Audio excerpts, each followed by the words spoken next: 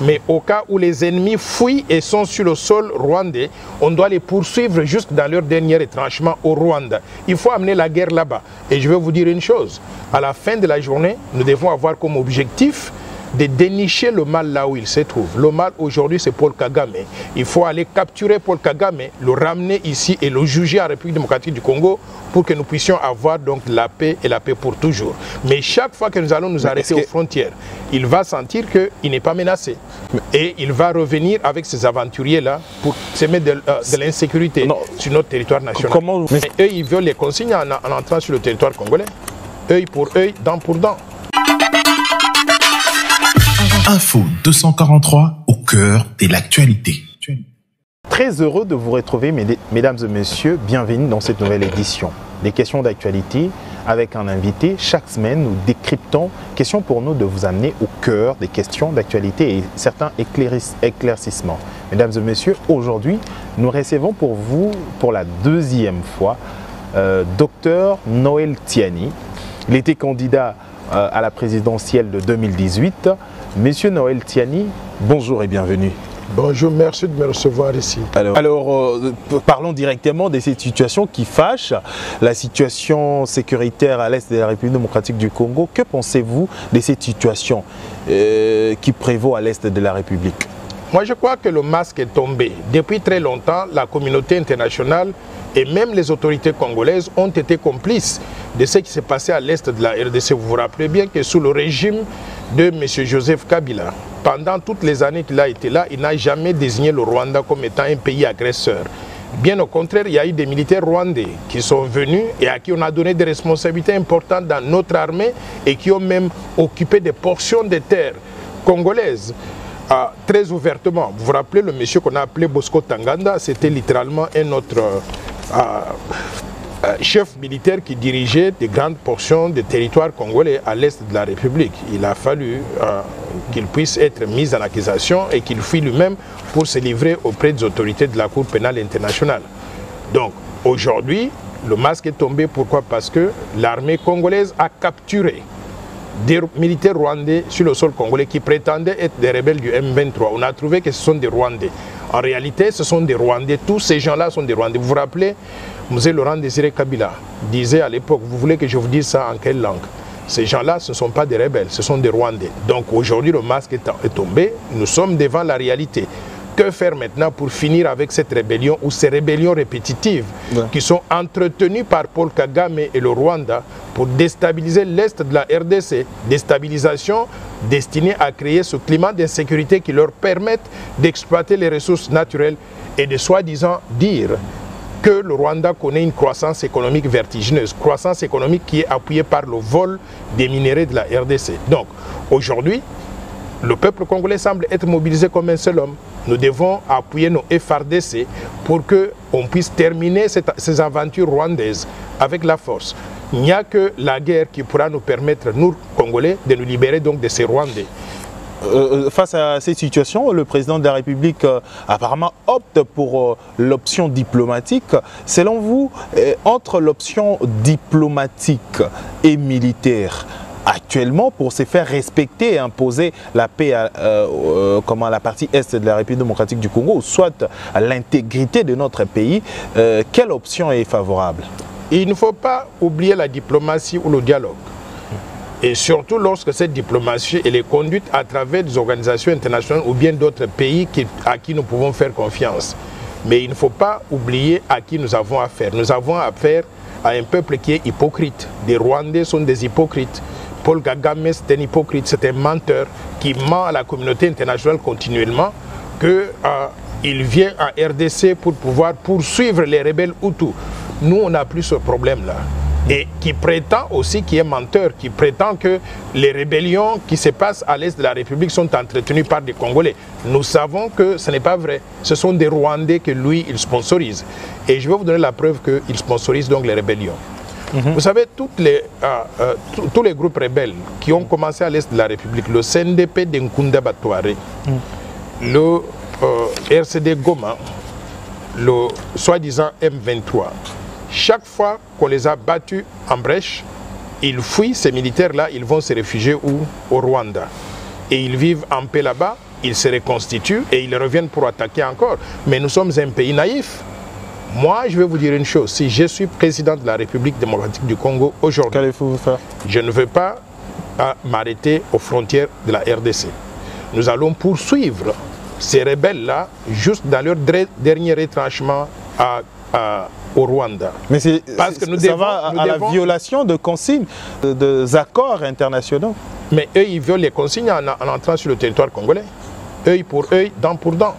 S'ils violent les consignes, le M23 n'est pas un groupe congolais. Le M23, ce sont des Rwandais, de l'armée patriotique rwandaise qui ont traversé les frontières, qui ont violé les consignes. Vous parlez des œil pour œil, dent pour dent, qui peuvent également revendiquer l'intégrité de leur pays et la violation même des consignes et accords internationaux. De leur pays, vous voulez dire de quel pays? Le Rwanda, on parle de Rwanda. Oui, mais le Rwanda viole notre souveraineté nationale. Le M23, c'est le Rwanda. Et toutes les rébellions qui se passent à l'Est, ça se trouve sur le sol congolais, ce sont des Rwandais qui ont violé des consignes et qui ont violé notre souveraineté nationale, l'intégrité territoriale. Nous devons défendre. Vous étiez en train d'expliquer, si vous étiez élu président de la République, j'enverrai les FARDC pour remettre de l'ordre à l'Est de la République comme ça se passe actuellement. Mais au cas où les ennemis fuient et sont sur le sol rwandais, on doit les poursuivre jusque dans leur dernier retranchement au Rwanda. Il faut amener la guerre là-bas. Et je vais vous dire une chose, à la fin de la journée, nous devons avoir comme objectif de dénicher le mal là où il se trouve. Le mal aujourd'hui, c'est Paul Kagame. Il faut aller capturer Paul Kagame, le ramener ici et le juger en République démocratique du Congo pour que nous puissions avoir donc la paix et la paix pour toujours. Mais chaque fois que nous allons nous arrêter aux frontières, il va sentir qu'il n'est pas menacé.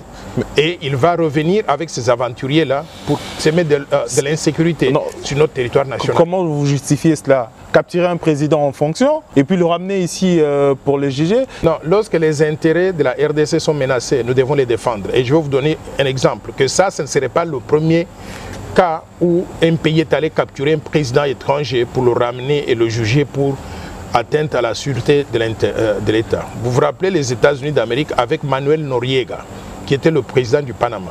Il avait pris même des machettes, il menaçait les Américains. Vous savez ce que les Américains avaient fait?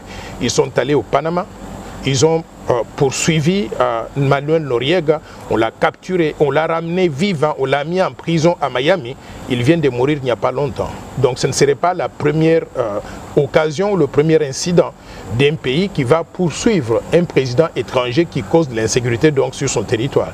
Donc nous sommes tout à fait justifiés d'envoyer les FARDC, de capturer Paul Kagame, de le ramener en RDC, de le juger, le garder en prison ici, pour que nous puissions avoir la paix sur l'étendue du territoire national. Est-ce que le problème c'est le Rwandais ou le Paul Kagame? Les deux. Le problème c'est les Rwandais avec Paul Kagame qui est leur dirigeant. Pourquoi? Parce que depuis avant l'arrivée de Paul Kagame au pouvoir, nous avons vécu de relations de bon voisinage avec le Rwanda. Il y avait un président qu'on appelait Habyarimana. Son avion a été abattu par qui? Par des missiles lancés par l'armée patriotique rwandaise de Paul Kagame. C'est un criminel qui a commencé depuis très longtemps et la communauté internationale l'a supporté, l'a accepté comme tel. Et aujourd'hui, nous sommes en train de vivre les conséquences de cela. Paul Kagame a commencé par être terroriste en tirant sur cet avion-là, en tuant Habyarimana. Et à cause de cela, il y a eu ce qu'on a appelé le génocide rwandais. Le génocide rwandais, c'est quoi? En réalité, les Rwandais, entre eux-mêmes, les Hutus et les Tutsis, ils se sont entretués. C'est un peuple violent. Ils se sont entretués entre eux-mêmes. Une fois qu'ils se sont entre eux-mêmes, Paul Kagame en a profité pour arriver au pouvoir. Et entre-temps, parce qu'ils s'entretuaient chez eux, la communauté internationale a demandé à la RDC d'ouvrir les frontières et de recevoir donc les réfugiés qui voulaient trouver refuge quelque part. C'est comme ça que nous avons importé ce problème rwandais sur notre sol aujourd'hui. Pour y mettre fin, nous devons rétablir de l'ordre au Rwanda. Pour qu'il y ait un régime qui est dirigé par la majorité des gens, par la démocratie. Et la majorité des gens au Rwanda, vous savez qui ils sont? Ce sont des Hutus. Les Tutsis au pouvoir aujourd'hui, c'est une petite minorité. Et tant qu'on n'a pas aidé les Rwandais à rétablir la démocratie chez eux, à vivre en paix chez eux, ils vont venir semer le désordre chez nous. Donc le temps est arrivé pour que les Congolais changent de stratégie. Et notre stratégie doit être de rétablir de l'ordre au Rwanda pour empêcher que ça devienne un foyer tout le temps de fabrication de rébellions qui vont venir déstabiliser la République démocratique du Congo. Alors, au-delà de Rwanda, aujourd'hui, ce matin, à Bunagana, on parle d'autres situations. On accuse ou indexe l'Ouganda comme auteur intellectuel de toute cette barbarie. Aujourd'hui, la population passe cette première nuit sous une belle étoile. Je souhaiterais en tant que pays, c'est pour ça que je dis que nous devons cesser d'être naïfs. Nous sommes un pays souverain et nous entrons en relation de partenariat avec des pays étrangers. Il faut qu'on sache que dans ces partenariats avec des pays étrangers, chaque pays a ses intérêts qu'il défend. Nous, par exemple, quel était l'intérêt pour nous d'entrer précipitamment dans la zone de la communauté économique des États d'Afrique de l'Est? Quel était l'objectif? Aujourd'hui, je ne vois pas ce qu'on a réalisé avec ça. Cette communauté-là ouvre nos frontières à des interventions des armées du Rwanda, de l'Ouganda, de tous ces pays d'Afrique de l'Est, pendant que nous n'avons pas encore un tissu économique responsable, capable de produire pour exporter donc vers ces marchés-là. D'où nous avons ouvert nos frontières trop légèrement, trop rapidement, et ces pays-là en profitent. Je souhaiterais que le chef de l'État et toute son équipe d'état-major et consorts réfléchissent 2 fois sur la stratégie à suivre. Quel est le rôle que l'Ouganda joue? Parce que je vois les déclarations du fils Museveni. Il fait des déclarations où il va faire équipe commune avec les Rwandais. Faire équipe commune avec les Rwandais pour faire quoi? Pour prendre des territoires congolais? J'estime que nous devons nous réveiller. Si nous avons des relations avec le Rwanda, avec l'Ouganda, ces relations doivent être clairement définies. Et si simplement nous sentons que l'Ouganda est en train de prendre la part donc, du Rwanda dans la bataille contre la RDC, nous avons tout à fait droit de pouvoir mettre fin à ce genre donc, de relations de coopération-là. Donc Bunagana doit être repris par les forces armées de la République démocratique du Congo. C'est un territoire congolais et il n'y a pas de justification qu'aujourd'hui qu'il y ait une confusion là-bas qui ne dit pas son nom, où Bunagana serait contrôlé tantôt par les Ougandais, tantôt par les Rwandais, mais nous sommes en République démocratique du Congo, que tous ces 2 pays-là puissent nous laisser la paix, nous libérer, et s'il faut le faire avec la force, je pense que les forces armées de la République démocratique du Congo sont tout à fait mandatées de pouvoir rétablir donc cet équilibre-là. Ils sont mandatés, mais on évoque une situation où un aspect de choses, vraiment un aspect délicat, on parle de l'infiltration au sein de l'armée. Est-ce que vous pensez avec une armée comme ça, on pourra lancer les hostilités et vaincre? Il y a une infiltration très ouverte au sein de l'armée congolaise. Et je ne dis pas simplement au sein de l'armée congolaise, au sein des institutions congolaises. Vous comprenez maintenant pourquoi j'ai fait la proposition de loi de verrouillage de l'accès aux fonctions de souveraineté en République démocratique du Congo. Cette proposition de loi consiste en quoi? Qu'on puisse choisir des fonctions qui doivent être réservées exclusivement aux Congolais dont la loyauté est à 100% à l'égard de la République démocratique du Congo. C'est de cela qu'il s'agit. C'est parce que j'avais vu qu'il y a beaucoup d'infiltration à tous les niveaux. Ça va au-delà de l'armée et de la police. Et je voudrais maintenant même demander que cette proposition de loi soit étendue à d'autres secteurs, qu'on ne puisse pas se limiter simplement aux fonctions de souveraineté, qu'on regarde tous les échelons de l'administration publique, tous les échelons de l'armée, de la police, de nos services de sécurité, qu'on fasse le recensement de qui est qui. Si on connaît que la personne a un pied dedans, un pied dehors, il peut être congolais, on l'accepte, mais il ne doit pas occuper des fonctions de souveraineté, ni dans l'administration publique, ni dans les services de sécurité, ni dans l'armée, ni dans la haute magistrature. C'est comme ça qu'un pays souverain doit pouvoir donc se comporter. Je voudrais vous donner donc 2 exemples qui doivent alarmer nos compatriotes. Tout récemment, Paul Kagame a nommé son ambassadeur, l'ambassadeur du Rwanda auprès de la France. On découvre que ce monsieur qu'on a nommé, il vivait avec nous en République démocratique du Congo. Il a occupé des fonctions importantes au sein de l'administration. Il n'est même pas militaire, il n'est pas policier, mais il a occupé des fonctions importantes de l'administration. Qu'est-ce qu'on découvre? Que ce monsieur que nous on croyait était congolais, est Mouchi du Sud Kivu. On vient de le nommer ambassadeur du Rwanda en France. Ça veut dire que nous étions infiltrés. On avait quelqu'un parmi nous que l'on prenait pour Congolais, mais qui en réalité était un Rwandais. Ce qui montre la nécessité de purifier les institutions de la République pour réserver certaines fonctions au sein de l'administration publique, au sein de l'armée, de la police, simplement aux Congolais dont la loyauté est 100% à l'égard de la RDC. Ça, c'est le premier exemple. Le deuxième exemple maintenant, Vincent Kariga, ambassadeur du Rwanda ici. Je ne sais pas si on l'a expulsé ou bien il est toujours ici. Vincent Gareka a dit qu'il avait une mère congolaise et que pendant 32 ans, il était congolais comme vous et moi. Soudainement, il est nommé par Kagame ambassadeur donc du Rwanda en RDC. On découvre qu'il était rwandais, alors que pendant qu'il vivait avec nous, on le croyait congolais. Nous devons purifier le Congo de ce genre de personnes-là pour éviter cette infiltration. Ce que ça veut dire, c'est que pendant 32 ans qu'on le prenait pour congolais, il travaillait pour le Rwanda et pas pour nous. Troisième exemple, lui-même Paul Kagame vient de déclarer, je ne sais pas si cette information est correcte ou pas, parce que je l'ai vu sur les réseaux sociaux, mais à l'hypothèse qu'elle est correcte, il vient de déclarer que sa mère est congolaise, lequel est de la province orientale, donc du côté de Kisangani, et que son père serait un Tutsi rwandais, et par conséquent, il considère que lui-même, il est congolais aussi. Mais vous vous rendez compte, si on ne fait pas passer la proposition de loi Tchang de verrouillage de l'accès aux fonctions de souveraineté, Paul Kagame est tout à fait justifié de venir poser sa candidature pour être président de la RDC. Est-ce que c'est ça le risque que nous sommes disposés à accepter en tant que pays? Mais apparemment, cette question dérange toutes ces raisons-là, il nous faut faire passer la loi de verrouillage de l'accès aux fonctions de souveraineté et étendre même cette loi-là aux autres institutions, à tous les échelons dans l'administration publique. Cette question dérange pour beaucoup. Beaucoup de personnes, ils ont tendance à s'énerver quand on parle de cette loi. D'ailleurs, pour certains, ils parlent de la loi de la congolité. Ça peut déranger les gens qui n'ont pas tous les deux pieds en République démocratique du Congo. Je ne vois pas de raison pour lesquelles un Congolais de père et de mère qui a des pieds en RDC ou même un Congolais qui a acquis la nationalité mais qui se sent foncièrement congolais, je ne vois pas pourquoi cela doit le déranger. Ceux qui sont dérangés, ce ne sont pas des vrais Congolais.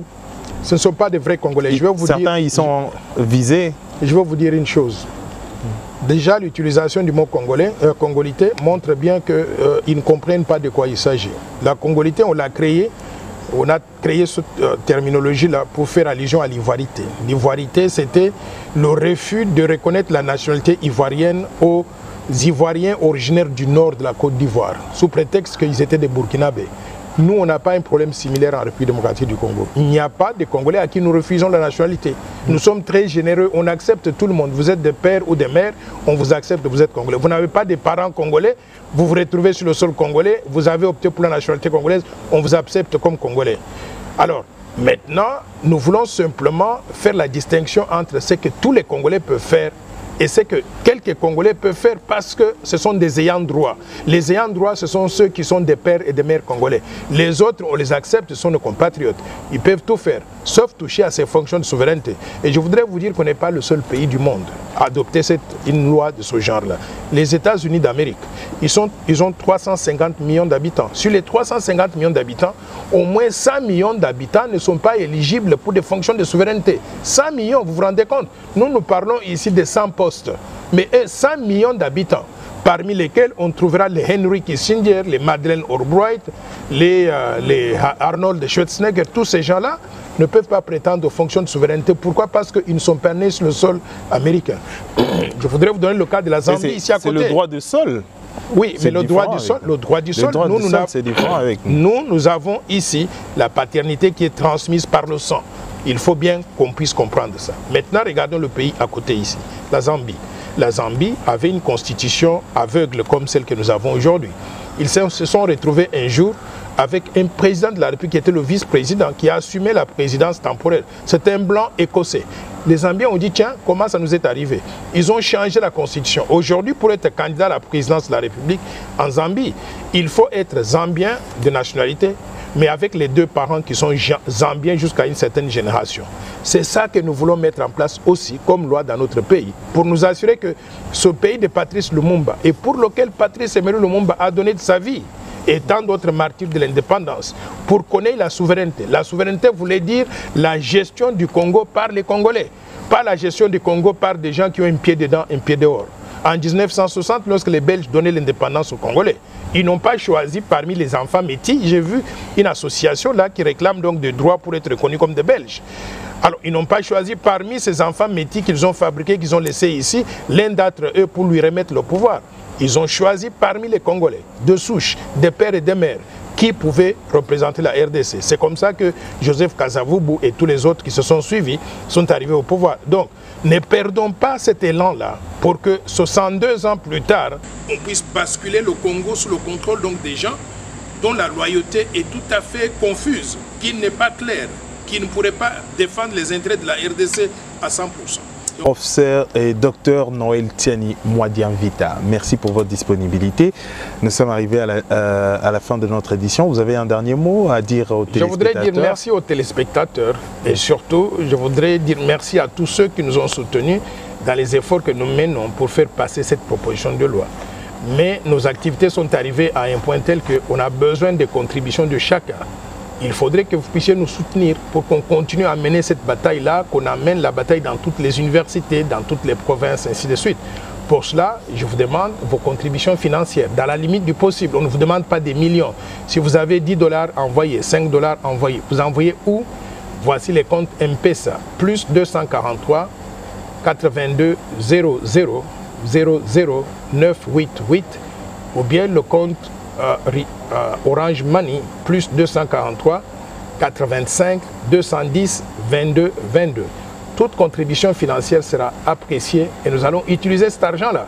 Pas pour nous enrichir, on n'a pas besoin de ça, mais plutôt pour mener des activités politiques qui amènent à améliorer la gouvernance de la République démocratique du Congo pour que tout le peuple congolais vive bien et vive en toute sécurité sur l'ensemble du territoire donc national.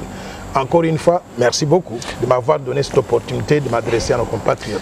Je vous en prie, merci pour votre disponibilité en dépit de vos occupations. Merci, mesdames et messieurs, d'avoir suivi cette édition sur 10e rue Télévision, Info 243 et d'autres médias. Merci, on se retrouve très prochainement pour une prochaine édition. D'ici là, portez-vous bien. Au revoir. Info 243 au cœur de l'actualité.